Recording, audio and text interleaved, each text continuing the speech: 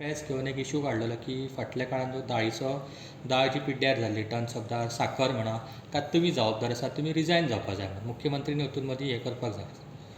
प्रत्येक जी राजकारणी व्यक्ती जी असता आणि जो पक्ष जो असता तांकां खंय तरी सरकाराच्या विरोधान आवाज उठोवपाची एक संवय असता आनी हें सिस्टम आसा. पूण हांव एकूच जें कोणी प्रेस घेवन म्हजे विरोधान जे उलयलेले आसात तेंच्यांनी RTIच्या माध्यमांतल्यान पेपर्स घेवचे आनी पयलीं स्टडी करची केस समजून घेवचें आनी नंतर काही गोष्टी डिमांड करचे.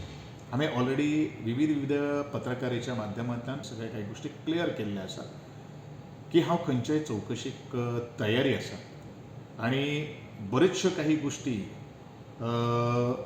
जे हांवें आज सिवील सप्लाय जेन्ना हँडल करता आसतना वारंवार आमी काही गोष्टी सरकारान डायरेक्शन्स दिल्ली आशिल्ली.